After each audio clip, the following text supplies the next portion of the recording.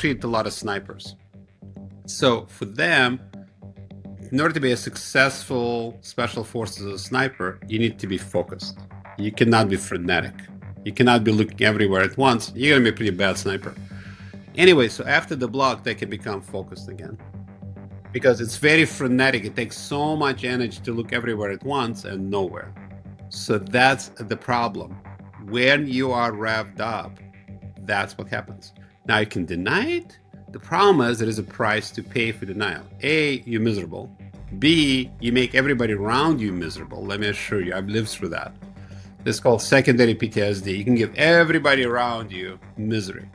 And then that little thing goes down 2-3 generations. Your DNA actually changes from PTSD. And you can find that 2 generations later that you've given them the gift that keeps on giving. Not the best kind of gift. I would not recommend it. Welcome. Have you ever noticed your body reacting to something long after you logically knew it was safe? Or maybe you've watched somebody that you really love overreact, maybe shut down or go numb, and wondered why logic just couldn't reach them. There's an estimated 300 million or more people worldwide who are said to be experiencing PTSD. But PTSD is not something that is exclusive, as we often think about it, to veterans. It's not just veterans who have it. For decades, we've been told that PTSD is a disorder, something psychological, permanent, and at best managed rather than healed. My guest today is one of the people responsible for quietly dismantling that belief at a biological level. Welcome to the Dov Baron Show. Come for the stories, stay for the learning. I'm your host, Dov Baron. I work with elite leaders and organizations who are quietly and positively shaping the trajectory of industries and entire nations. My work is to help you diagnose and rewire your emotional source code so you can stop unconsciously leading from your nervous system, to be able to step into your truth, meaning, purpose, in a way that really alters everything you know, including your vision, your values, your worthiness, and your biology. Which brings us to today's guest. Dr. Eugene Lipov is a physician, neuroscientist, who grew up inside of trauma, raised by a veteran father with severe PTSD and a mother whose depression ultimately took her life. So what we're discussing here today is not something abstract. For him, it's very personal. Dr. Lipov, in 2006, pioneered the use of the Stellate Ganglion Block. We'll talk about what that actually is in a little while, to treat the symptoms of PTSD, not as a coping strategy, but as a direct intervention into the nervous system. What Dr. Lipov discovered is unsettling and at the same time deeply hopeful. His work has clearly shown that PTSD isn't a disorder of character or psychology. It's a biological injury, a filing error where the brain loses its ability to distinguish between what happened and what's happening. So if you're here to get some comfort, this probably isn't your place. If you're the kind of leader who values depth over dopamine, hit that subscribe button right now. This is where your assumptions will get stress tested, not soothed. Some of what you'll hear will challenge the beliefs that you've had in your life that may have capped your potential. Some of them may be a little bit uncomfortable, but that's usually where real results begin. So turn up the volume and help me welcome physician, neuroscientist, author of his latest book called The God Shot, challenge everything we think we know about trauma and offer a science-backed path not to manage suffering, but to end it.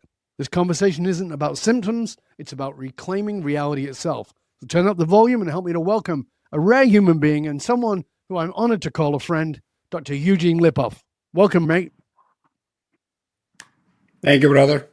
Thanks for having me on. It's a pleasure. That was an excellent introduction. Thank you so much. You're very kind. You're very welcome. It's good to have you on because I always enjoy our conversations. I think we have to start at the basics, which is that most people think of PTSD as something that veterans have, people who served in Afghanistan or wherever it was. Right. And I think that that's the first part of the myth we've got to sort of dismantle. So from your point of view, I know we're going to examine that title PTSD in a moment, but what's the greatest myth people have around PTSD? Well, there's a lot of myths. Number one, people think PTSD is this unknowable condition you have to live with. Mm-hmm. So we'll talk about that later. The first question you asked is about statistics. How many people who actually gets it? I did a TEDx in San Miguel Allende about 3 weeks ago. That was a question I asked. Who here thinks that most people who have PTSD are military? People raise their hand and say, well, you're wrong. It's primarily abused women and by a large margin. Because if you look at the numbers, at least in the United States, 1 out of 3 women are sexually attacked in their lifetime. Half of them will develop PTSD. So it's 1 out of 6 women. Wow. It's an order of magnitude larger than all the veterans out there. So, like you said, that the illusion is that it's military, but 1 in 6 women are suffering PTSD. So let's go to that for a minute, because let's say there's a woman, and of course there are many women listening, and she's going, yeah, well, that happened to me, but I don't have PTSD. Right. Because I think that oftentimes we're in denial of those things. How would she know? What would be a clue that there's some level of denial around that? Well, I don't like to use the term denial. What I usually like to tell people is symptoms. If you think about it, if somebody's walking down the path and they have a broken knee, it's pretty easy to tell they have a broken knee just by looking how they walk, right? Right. Here's some of the symptoms. Somebody's hypervigilant. Like you're always looking around, scanning for threat. It's not normal to look for threat unless you're in a military station. I'm talking about normally sitting at home, looking for threat, hypervigilance. Number 2, feeling of doom, that something bad is going to happen. You don't know what it is. It's kind of a non-specific feeling of doom. Number 3, can't sleep. You're always waking up. If you're waking up with nightmares, pretty much have some sort of unresolved trauma, is my guess. Number 4, impulsivity. So somebody touches you on the shoulder, you want to whack them side the head. Number 5, you're cranky. Like you don't know why. You don't want to act that way, but you're cranky all the time. So when you have significant others tell you about it, then you might as well listen. More technically, if you go on the web, put in PCL5, PTSD checklist, fill it out. If you are 42 and above, poof, you probably have PTSD. So part of the challenge here, and I think a lot of people even just hitting pause to write down those 5 things and going, okay, do I have those? And yeah, I have 3 or 4 or whatever it is of those. Might still want to say, yeah, but it's not PTSD, it's hormonal, or it's whatever it might be for that person. They're going to find a way around that. Why do you think that that is? Why do you think that people don't want to put their hand up and say, wow, I might have PTSD? Because our society shames mental health disorders. We could talk about why that is. Historically, it's a fascinating story of that, but especially women, right? Here's the interesting question for you. So when a woman is pregnant, technically, the day when you're supposed to deliver, you know what that's called medically? When you're supposed to deliver? Yeah, it's called a day of confinement. Okay. Why is it a day of confinement? Because they're keeping you away from everybody? Close. Is because you're going to be kooky because you're pregnant. Right. You're going to be in a hospital, almost a mental hospital. Oh. At least it used to be, that's a term they used to use when I was in med school. I don't know if they still use that. But day of confinement, I always thought, why? That's such a crazy term to use. Anyway, so our society, men and women, don't want to be perceived as mental. Mental means it's a mental condition. I never use that term. I'm just using it what people use. That's why, here's the quote. So anyway, so if somebody's mental, they can snap out of it. It means you can just decide PTSD, I'm going to come right out of it. And if you're suffering, it means you're not trying hard enough. So there's a classic picture of Patton, the great general from United States, a tank commander, slapping a soldier because he was a coward. I remember that. Now, he had PTSD. He was cowering. He didn't choose to be that way. He probably saw some horrible atrocity during World War II. But Patton said, you're not trying hard enough. What's wrong with you? Such a wuss. Well, he's not a wuss. If you do a brain scan of that soldier, I will guarantee his amygdala was going nuts. So the point is the whole labeling thing. And that's why the name needs to be changed, PTSD to PTSI, post-traumatic stress injury. We'll talk about that. But again, I think it's a shaming is why people don't want to own it, especially women. People don't want to admit to potentially having the symptoms of PTSD. They're going to get shamed for it. But what I think is really interesting, and you and I talked about this when I was on your show, is that there are a lot of people walking around with trauma, quote unquote, undiagnosed trauma, repressed trauma, and these are not necessarily veterans, and they're not even necessarily women who went through sexual abuse. They might have had traumatized childhoods or whatever it might be, and they're just walking around with this stuff. And the challenge with it is the normalization. So you and I had talked about this on your show. In this normalization, we just think that that's the way the world is and the way I am. So of course I'm hypervigilant. The world is a scary place. No, that's actually not how it's supposed to be. You're not supposed to be on high alert all the time. You're not supposed to be looking for threat all the time. So how do we balance this understanding of how we normalize things versus what is actually healthy? Because healthy and normal are not the same thing. I really don't use the term normal particularly often. No, well, I wouldn't either. But I think that this is how people get out of it, is they normalize. Well, I think they get used to it. Yes, exactly. So when I talk to people about PTSD, I tell them PTSD is not a lifestyle. People get used to it. For example, I was talking to this man, very successful, and he came in because he couldn't sleep and he was hypervigilant. And I said, "How was your childhood?" "Oh, idyllic. Everything was perfect. Except when I was 15 years old, I was raped." I was like, "Oh, whoa, whoa, whoa. Roll back for a second. I must have missed something there." So denial of trauma is a very common thing. Yes. If you think about it, if you're walking around with a weight of 50 pounds on your shoulders, it's normal. If somebody takes a weight, you're going to, what the hell happened? I'll tell you what happened with my biology because I can't really speak how other people feel. No. So I've had a spunky childhood. That's a term I use for difficult childhood. Maybe you could minimize it a little more. Well, I'm saying it's bad. I'm not trying to give the emotional free rein. I understand. But keep in mind, a lot of people use the term spunky is because it's less threatening. They've been through 20 psychiatrists and they go, "How was your childhood?" "Oh, it was horrible." They're tired of talking about it already. They're exhausted Right. of talking about it. It's like, I tell them, here's the thing. I don't care. I don't care what trauma you had. I don't care. Needle goes in the same spot. I don't care. And they go, "Whoa, that's refreshing. That's something different." Anyway, thanks to my spunky childhood, when I saw a psychologist, I drew a picture of a heart being held by a cold, freezing hand. I felt that for 25 years or whatever, longer, 30 years. When I had the block done, the hand went away. So I could actually take a deep breath and it didn't feel like a cold hand grabbing my chest. That was my experience, right? It doesn't mean it's anybody else's experience. I've met people who've had similar experience since. But most people don't talk about it. They go, "What do you mean? The hand is always there." "Well, it's not supposed to be there. Hello." And you're not supposed to feel like horrible things will happen. Yes, we live in entertaining times right now. And again, minimizing. Thank you very much. I get it. There are scary times. For example, I've treated a lot of snipers. So for them, in order to be a successful special forces sniper, you need to be focused. You cannot be frenetic. You cannot be looking everywhere at once. You're going to be a pretty bad sniper. Anyway, so after the block, they can become focused again. Because it's very frenetic. It takes so much energy to look everywhere at once and nowhere. So that's the problem. When you are revved up, that's what happens. Now you can deny it.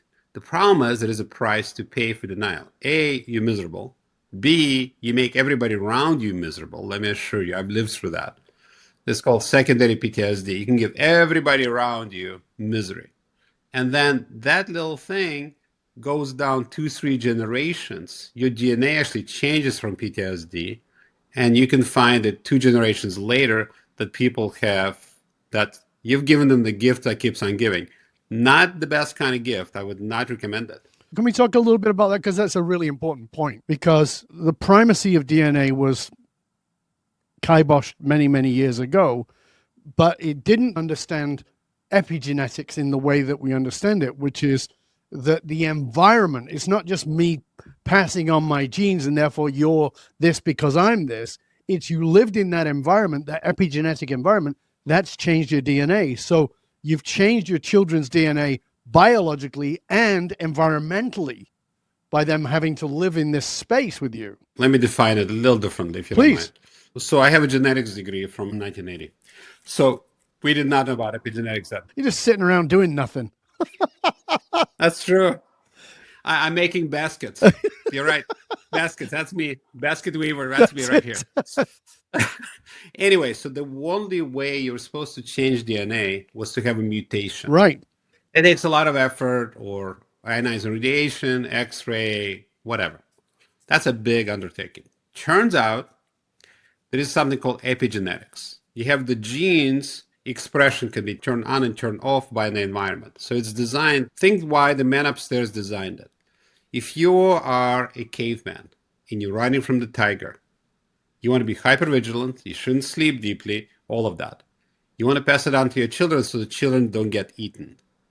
But once the tiger leaves, you don't want to have that anymore because it's consumptive of a lot of resources. So epigenetics, in order to maintain the DNA change, you need to be surrounded by this kind of stress, Yes. right? So that's a fact. So what it turns out, it's not a mutation. You can change DNA to get PTSD and you can change it back, which is really cool concept. I wrote a paper on that. But here's where it really gets fascinating, at least to me. So if you reduce the stress, that changes. So what epigenetics does, the saying goes, nature loads the gun, meaning whatever genetic supply came from your grandfather, your mother, whatever, circumstance fires it. Right. So if you have two guys, both special forces, involved the same battle, the one who had bad epigenetics will develop PTSD, and the one who doesn't will not. So the question is, how do you know who's going to have PTSD or not? You can actually predict it by doing a DNA test. Wow. So let's take this a little bit deeper. Let's talk about somebody who had trauma that's precognitive, meaning they can't actually remember it, but you and I would say, oh, they check all those boxes that you talked about earlier in the show. They check all those boxes. We can clearly see they are traumatized individuals, but they have no conscious memory, as in maybe it was pre-verbal, whatever it was, very early on in their childhood. Sure. Their children are going to be living with somebody who is exhibiting behavior that is PTSD. They're born into that environment. The children are going to get, as you said, passed on those things.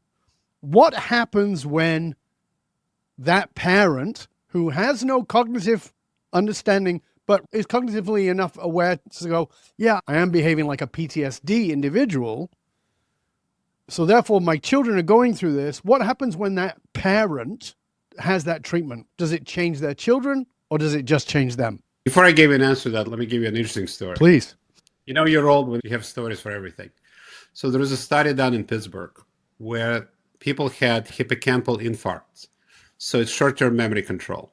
So they meet the same person 20 times a day. It's a whole new person every time. So they showed them nasty movies. 3 hours later, said, how do you feel? Sad. Why? No idea. Next day, showed them happy movies. How do you feel? Happy. Why? No idea. So keep in mind that amygdala remembers emotion. So let's say it's a 1-year-old child. That amygdala still remembers the trauma. Yep. Hippocampus does not, but the amygdala does. I think that's the mechanism. So as far as specifically, you're talking about primary and secondary PTSD. Yes. So primary, somebody comes in, poof, like my father had PTSD, he gave it to me, gave it to my mother. Yes. So that's a fact. So there are a couple ways to look at it. One, you can just treat the individual. What I like to do, especially with special forces, I bring the whole family in.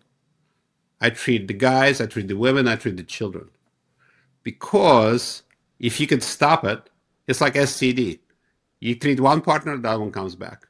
I've had a couple of couples, no pun intended there, where I treated both the mother and the father. They had a 5-year-old child that was difficult, shall we say. Mm-hmm. And then after I did the block, they came home, the kid was totally fine. Why? Because they were not aggravating the kid. Now he was like, oh, okay, there's nothing to see here. I can be a normal child now. Now his amygdala chilled out. Not every child can do it. So that's why I treat actually a number of children 8 years old and up. So ideally, if I can treat everybody at once, I love that. Yeah, because in the example I'm thinking of it is if this is an adult who has adult children, those children are walking around with that same stress passed on, and those children are going to pass it on to their kids. They don't know why they're hypervigilant. Well, because nothing happened to them, but it all depends because a lot of times people go, why am I like that? This was a trivial car accident and I'm blowing over the top because it's not you per se, the emotional you, it's a DNA you. Right. You were walking on the edge like this, and now someone just pushed you over a little bit. The analogy I use in marriages is a bucket. If your bucket is full of shit, one more drop and everything falls over. Mm-hmm. If the bucket is empty, you're fine. Yeah. So my marital advice, being the great counselor that I am, keep the bucket empty. Right. So let's talk about, I think, what is probably the most important thing for you is let's talk about this reclassification. And I know a lot of your work is around this reclassification because we've got the D on the end, which is disorder, which is, from my understanding of your point of view, is that's where a lot of the shaming comes on, as opposed to injury. Talk to us about why it's so important to change that classification. Let's talk about a couple of things. So disorder is what's wrong with you. Injury is what happened to you. It's very different. So let's just say that again. I want people to land with that. Disorder is what's wrong with you.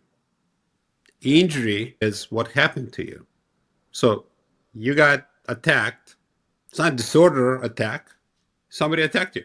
Okay. Somebody attacks you to break your leg. It's not called broken leg disorder. It's called a broken leg, period. Thank you so much. Right. Done. So the term was not coined by me. The term was coined by Frank Ogbert, a very famous psychiatrist. He came up with another term called Stockholm Syndrome. Yep. Very famous guy. So he and Peter Shirley, four-star general, who was in charge of Army suicide prevention, went to American Psychiatric Association. They said the name PTSD is shaming the guys. And they're telling Peter that if he can change the name, there'll be less shame, we're going to survive. You think, in the right mind, somebody would say, okay, fine, I'll change that. But no. So what I did with that information, Frank now is 87, so he's done fighting. So he passed this hot potato on to me. And then I did a study in 2023. We asked 3,000 people that said, if you change the name PTSD to PTSI, what would happen? 3 findings. Number 1, there'll be less stigma.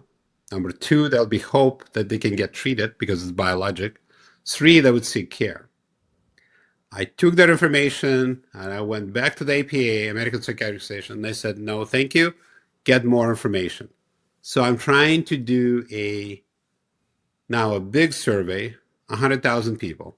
So if you can help me promote that, my website is ITSPTSI, eatsptsi.com. So it's a brief survey, and basically what I'm trying to do is demonstrate to the American Psychiatric Association that the name change needs to happen because it will save lives. Just the name change. We're not talking about any interventions or anything. Just the name change. While we're on that, let's make sure that people know how to find out more about you and about all of the resources, because you've got a book, you've got the website, you've got all kinds of stuff. Let people know, where can they find that? So if you go to the website, dr.eugenelipov.com, that's my website. I have fairly active social media. It's Dr. Eugene Lipov on Instagram. My new book's coming out. It's called The God Shot.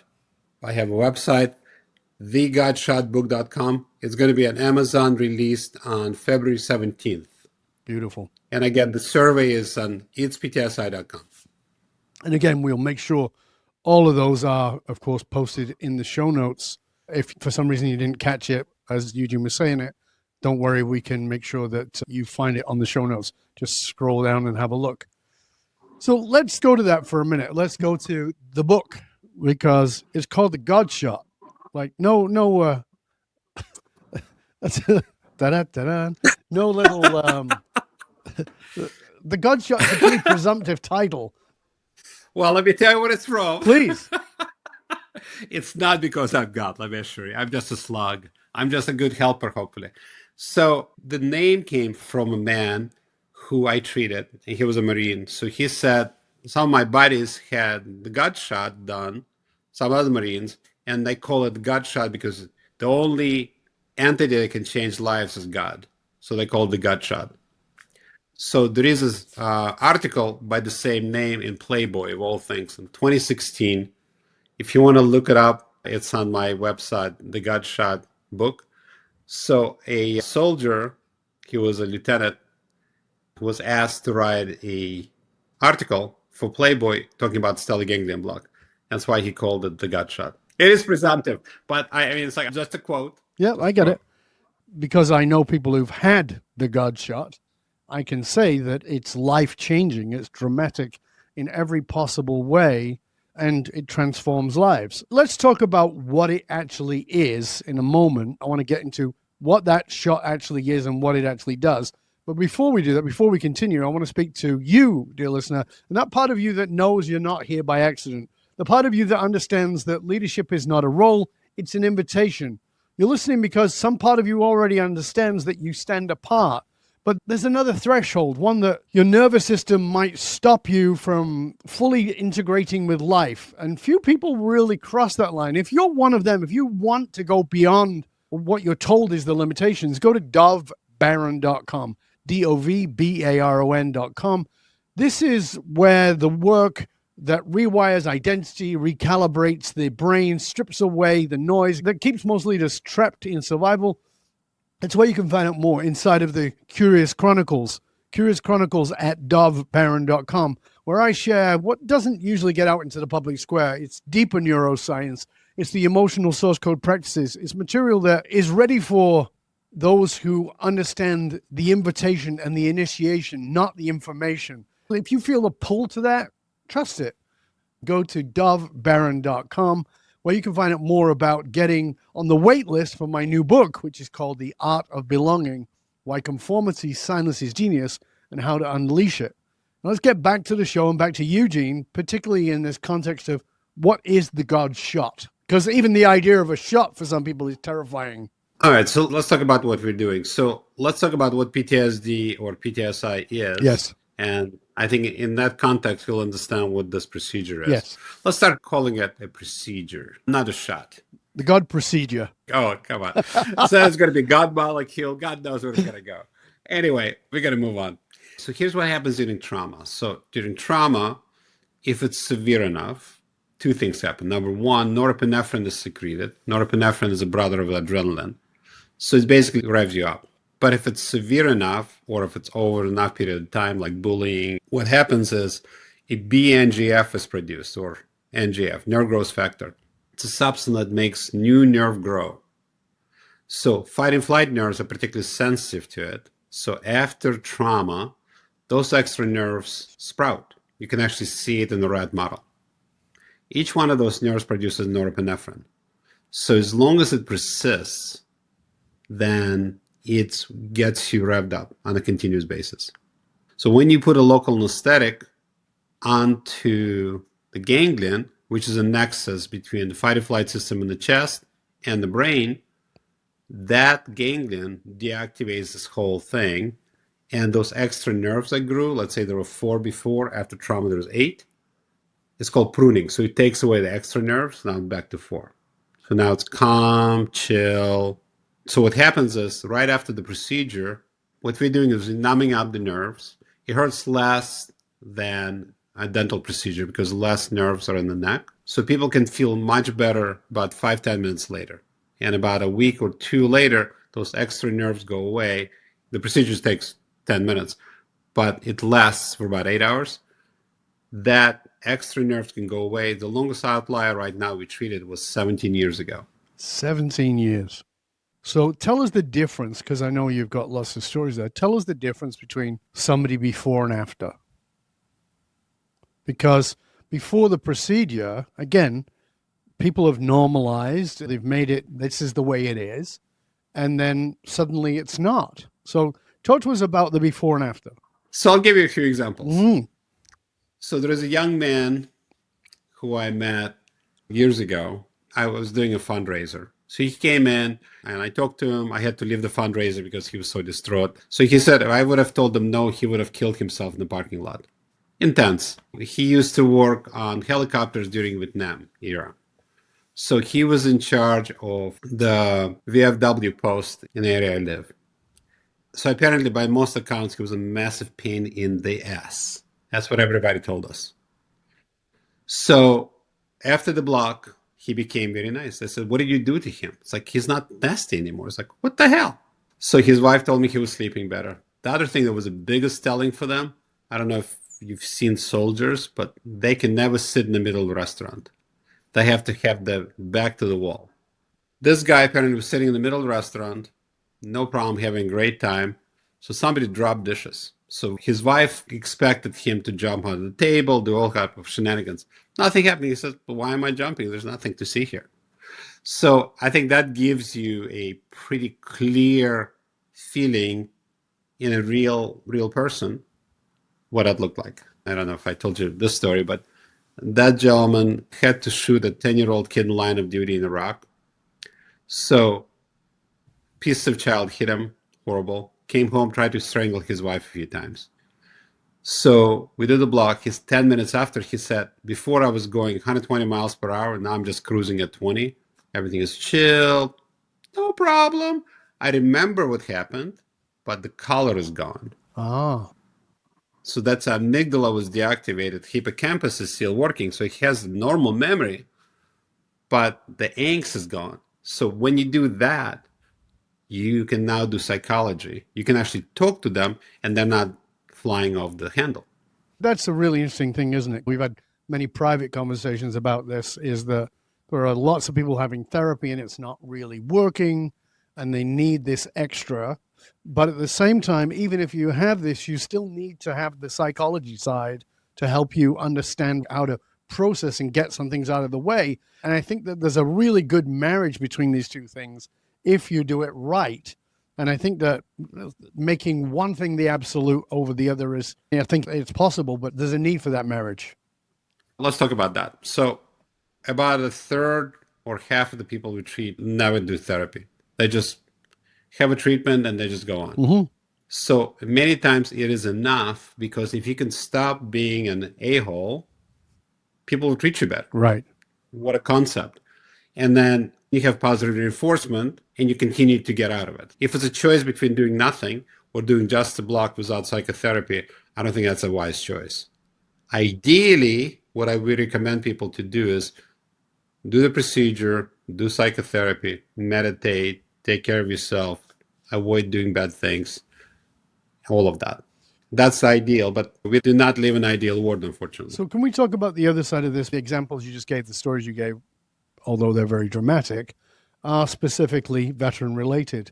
What about the non-veteran related cases where somebody has potentially been sexually attacked or whatever it might be? Talk to us a little bit about that, the before and after.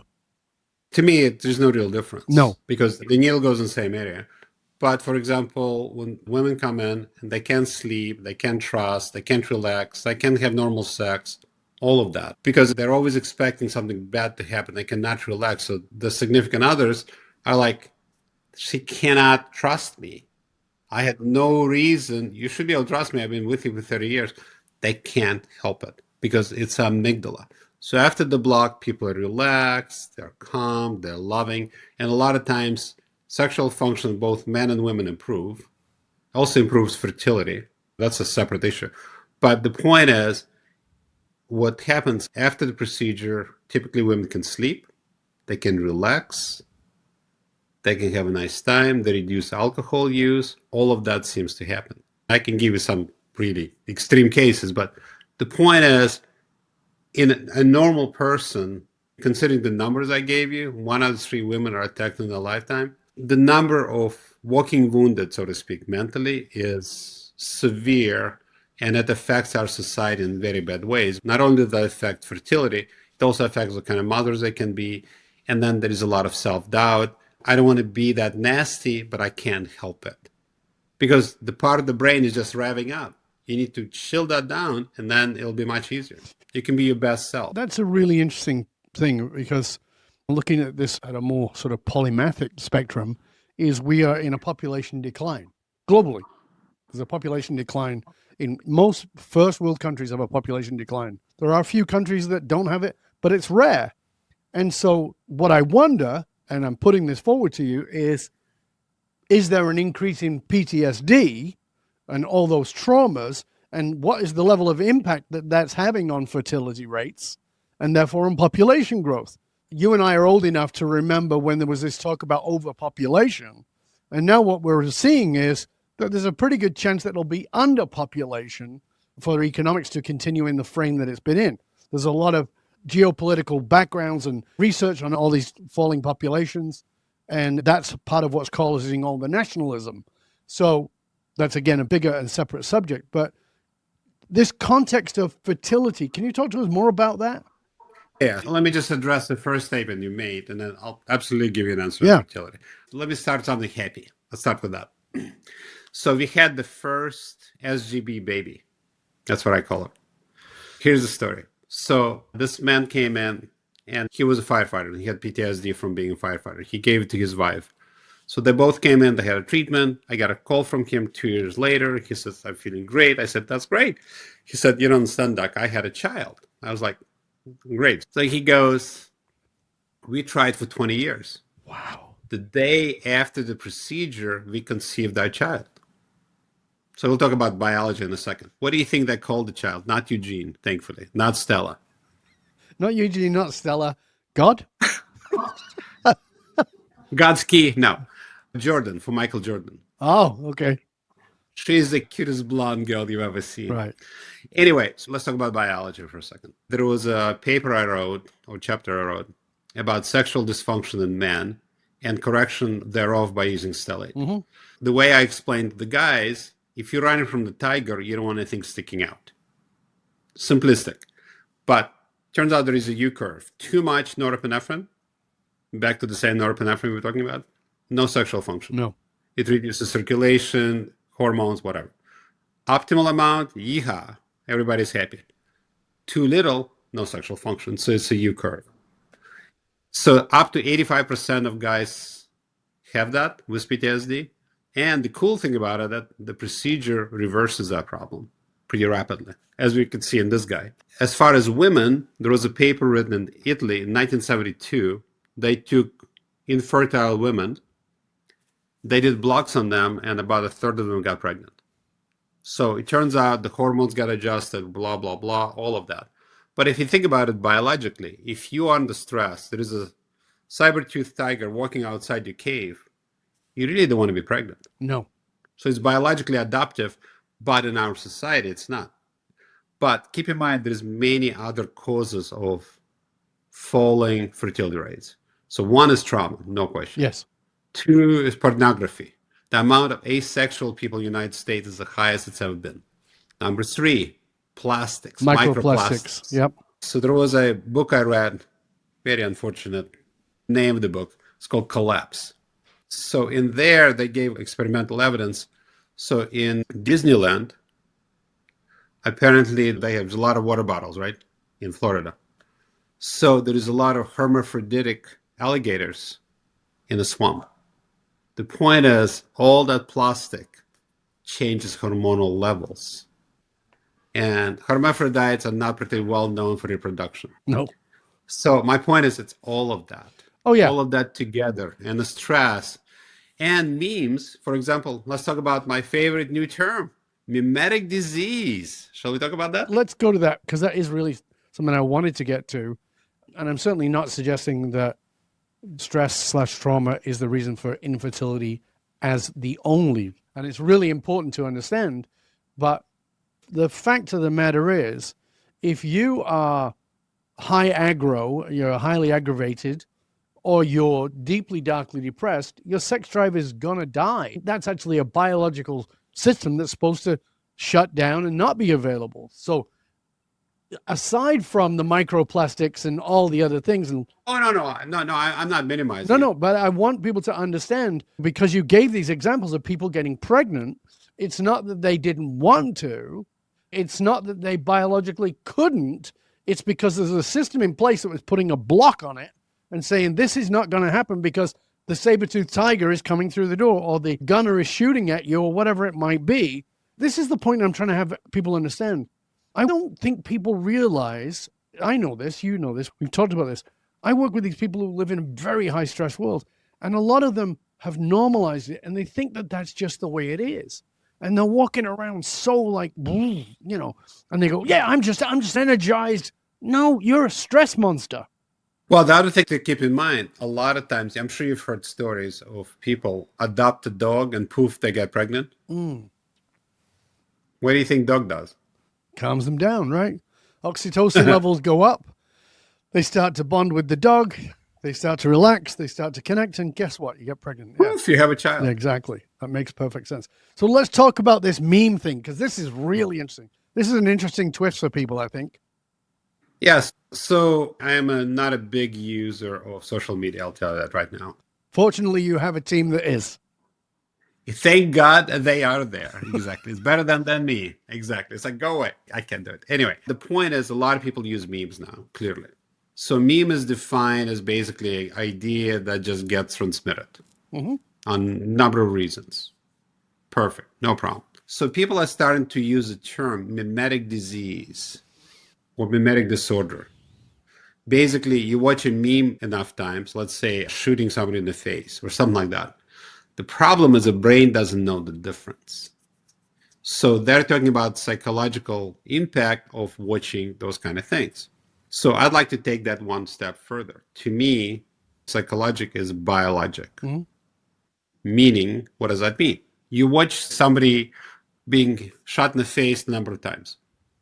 So what happens is that amygdala doesn't know the difference it's real or it's not. Things that happen, doesn't know the difference. It activates the immune system. Now, interleukin-6 and other immune things go up. That leads to depression right there and then. Your muscles hurt. If you can't walk or it hurts to exercise, it makes the depression deeper. Depression makes the muscles weaker.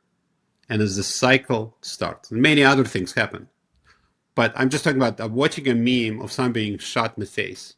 It could be other things, disturbing, rapes, whatever. Unfortunately, you can watch disasters, people drowning, whatever. There's all type of crazy stuff. So my point is, number one, remember, what you put in your head stays in your head. If you do it enough times, it gets in the head deeper. That's one. Two, you should control what you consume.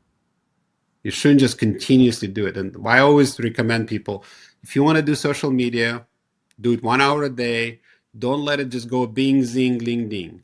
Just don't continuously wait. It's like, oh my God, you know what, this happened. Now everybody is trying to catch your attention and they're getting worse and worse and worse. And it's like bigger and more disgusting and whatever. And it's getting worse and worse. They're trying to grab your attention. To me, okay, so there was a shooting. Unless you're first responders, military, that makes sense. If you're not, and there's a shooting in Bangladesh, it's unfortunate, but you can wait for 8 hours to find that out, is my point. Control your narrative in your head.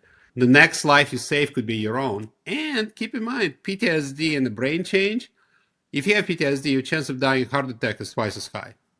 Your ability to get laid is going to go down significantly, and so on. Not a good idea. And why? Just so you can watch the same person being shot a number of times? I'm going to maybe put a hard point on this, and maybe and correct me if I'm wrong, but what I'm hearing is that people are giving themselves a form of PTSD by watching these things over and over again. Yes, that's exactly right. That's true. That is a true statement. You can see the brain change and the whole thing. Hopefully, I'll be doing another TEDx about that. But the whole thing of predictive neurons or echo neurons, which is different things, but the brain is a predictive machine. If you expect something to happen, it thinks already happened, even though it didn't happen. But in your mind's eye, oh my God, it already happened to me. I already drowned. Oh my God, this happened. And guess what? Norepinephrine goes up, extra nerve growth occurs in the brain, and you can't sleep. It's like, oh, I watched something horrible. I can't sleep for a week. Well, what do you think that means? It means, number one, stop watching something horrible. Number two, you're damaging your brain. Or you can take a hammer and hit your head in the head. Okay, another approach. So there's also an adaptive response. So it's really interesting research that I read many years ago on the Brothers Grimm and their horror stories. If you read the Brothers Grimm stories, the originals, they're freaking terrifying. I did as a child. That's maybe part of my problem. Right. They're terrifying. I read this really interesting paper on the adaptive nature of horror stories not being repeated, being taught. The kids were read these horror stories as children. Now, we're talking about a long time before the internet, let alone the stuff we have today. But those were there to create an adaptive response to potential threat, to create an awareness of a potential threat, that sometimes the wolf is pretending to be something. Okay. Can I push on a little bit? Absolutely. From what my understanding is that those Brother Grimm were German, as I recall. Yep. And they had children getting lost in the woods and dying. So after you read Brother Grimm stories, you do not want to go in the woods alone. Right. So it was like a cautionary tale, exactly right. They can eat you there. Not a good plan. But this is the point, is those things were shown to create an adaptive part of who you are, to pay attention, to be cautious, as opposed to normalizing, which is talking about from these memes that are constant. And then the brain is saying, oh, this is happening to me. And so you never bloody leave the house. That's a completely different thing. Exactly. The other thing is, Brother Grimm, you had to use imagination there. Here, it's like you have color and you have the music and you have the sound. Brother Grimm would be shocked what we're looking at. I think they'd be scared. So we've talked a lot about women in trauma. We've talked about veterans in trauma. And I mentioned it in the intro, but you've got your own trauma. You've had your own things that have gone on. The stuff, as you mentioned yourself, your dad having PTSD and your mother being depressed. But you also had a very, very real physical trauma. Oh, yeah. Talk to us a little bit about your own particular experience. Yeah. So I call it character building opportunity. Wow. That is a nice way of putting it. Okay. I fell off a mountain too. I guess that was character building. Well, that's why I'm such a character now. Yep. So I finished medical school, and my parents were kind enough to give me a trip to go to Puerto Vallarta in Mexico. So I was snorkeling along, a little bay. They had like buoys around. So this gentleman, he was drunk. He went through the buoys. He hit me with his boat in the ribs. Propeller made a number of incisions in my butt. So I had an out-of-body experience. I was in a tunnel for about a minute. A minute? And I lost about half of my blood volume in about 10 minutes. And then they tried to kill me a few times in the hospital, some interesting medical care. But the point was that this hit was a propeller. They could have easily killed me, but clearly it didn't. Clearly it didn't. You said you were hit by these blades. You had a near-death experience. Can you tell us a little bit about that? Yes, I was in a tunnel. People talk about tunnels. So I was in a tunnel. It was the most comfortable thing I've ever felt in my life. And I was talking to people, my ancestors. It was like, I never saw God. It was angel. It was very beautiful. And then about a minute went by, and I don't know how I kept track of it, or I would have drowned. But anyway, I heard this voice, like, it's not your time. And I woke up. Really? Blood all over. And I finished medical school, so I was pretty well trained at that point. So I put my hand in where I had the cuts, and my hands went in about this deep. I was like, this is going to be a problem. Mm-hmm. Then I was bleeding out, and the guy's watching me bleed. So I had to crawl into the boat, put pressure on the bleeding points, and survived. The boat that cut you? You crawled into that boat? I had to. I would have drowned. Oh my God. Because if I kept kicking, I would have bled out. Yeah. So the guy who ran over you was the same guy who actually saved you.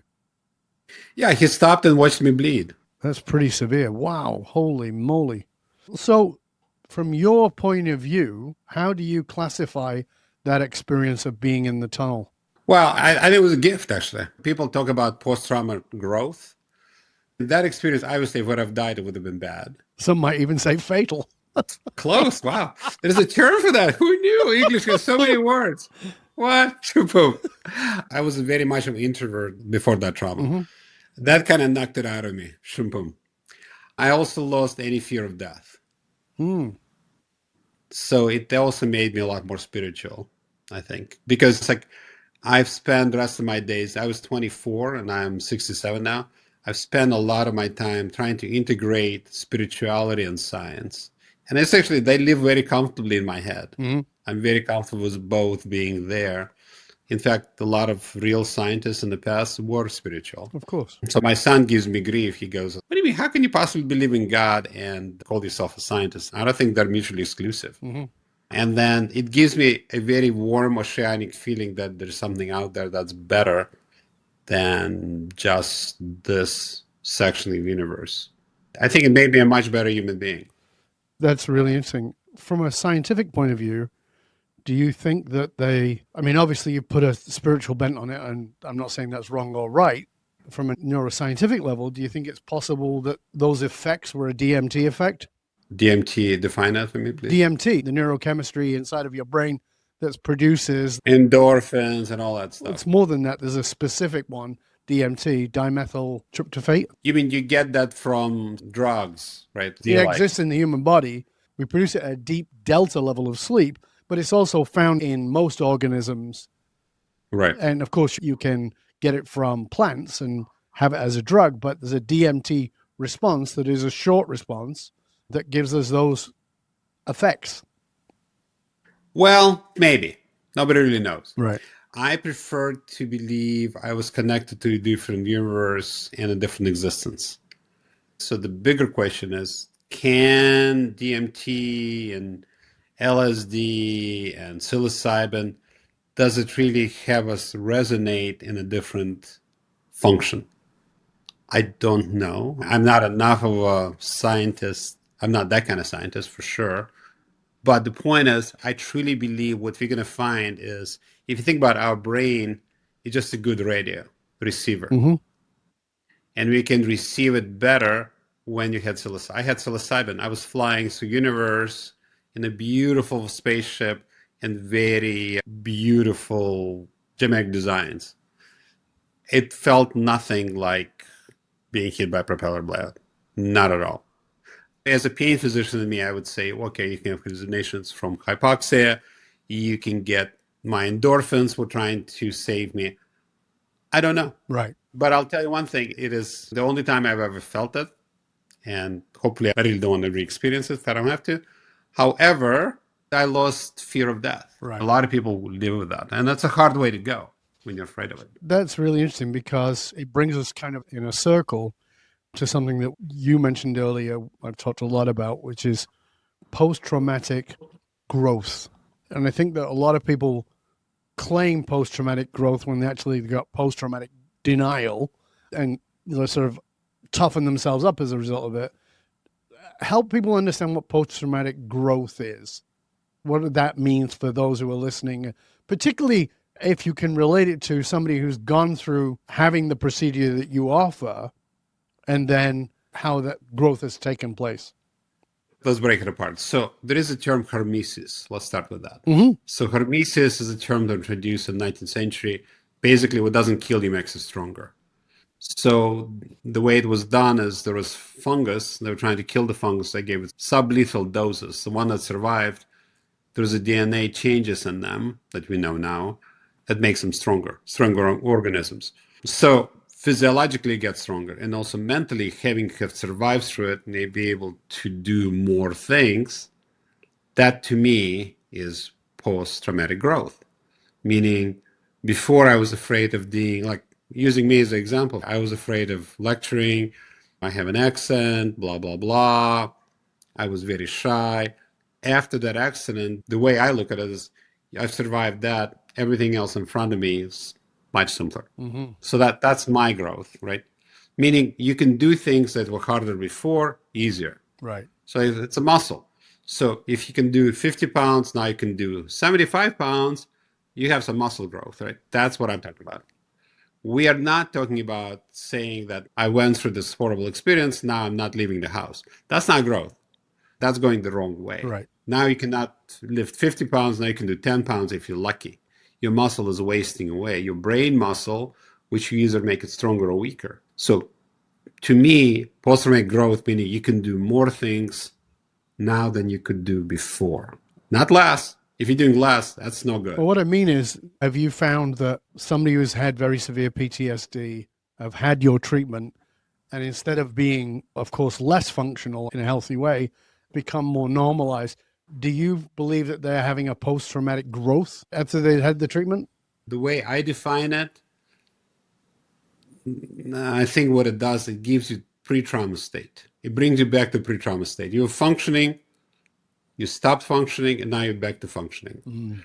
Now, can it get you to function better?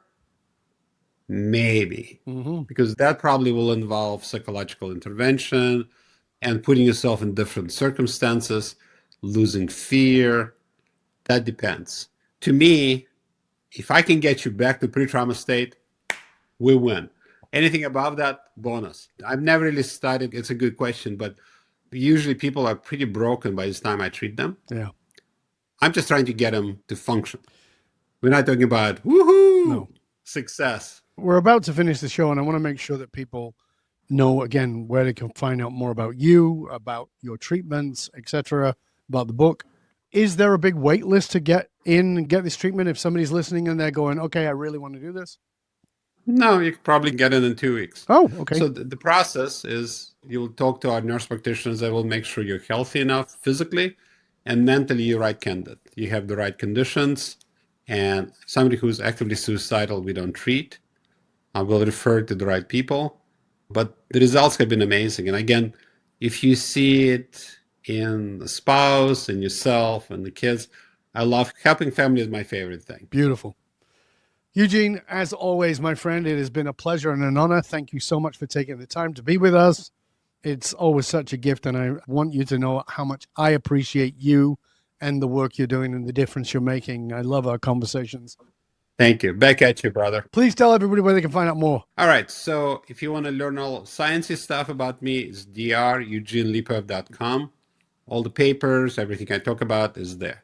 If you want to buy this beautiful book, The Gut Shot, you can go to Amazon. It'll be available February 17th.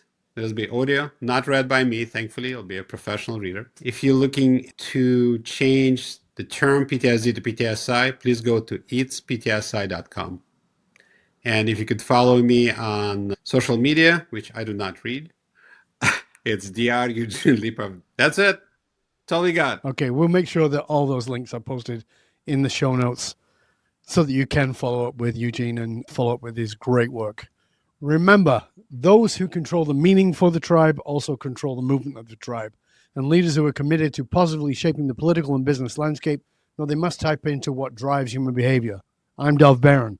I work with elite leaders across industries who are committed to soulfully guiding the destiny of the world, showing businesses, teams, and leaders how to harness their emotional source code to move their tribe.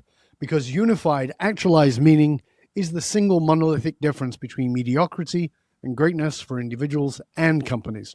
Remember, we need your help in staying relevant. So please do us a favor, go to wherever it is you get your podcast from and do us a favor, rate, review, and subscribe. It makes a huge difference to the show, to the algorithm. It lets them know that you actually are paying attention. Whether you're watching this on YouTube, make sure you subscribe and leave a review and just write a note. And by the way, we love hearing from you. So if there's something specific you got out of this or you have a question, put it in there in the comments. We love that too. And for you who are regular listeners, thank you for sharing the show with everybody you know. Till next time, stay curious, my friends. Stay curious about that constant bad mood that you think you have, or that somebody you love has, or that constant irritability, or that constant doom and gloom that the person walks around with. Maybe it's not what you think it is. Maybe they're dealing with a level of trauma they have never admitted, or you've never admitted, or never come to terms with. And instead of just feeling like, oh, this is what I have to live with, maybe examine that there's a possibility that there's actually a way around this, a way to deal with this that is healthy. Instead of traumatizing or re-traumatizing yourself by using or shaming yourself with a term like disorder, understand that if you had a broken leg, that's an injury, and you need help in getting it healthy again, and that's exactly what is possible. I'm Dov Baron. I'm here to assist you, tapping into your deepest meaning to reach that next level of clarity, focus, purpose, and profit in your business, your life, and your leadership impact, and I am out.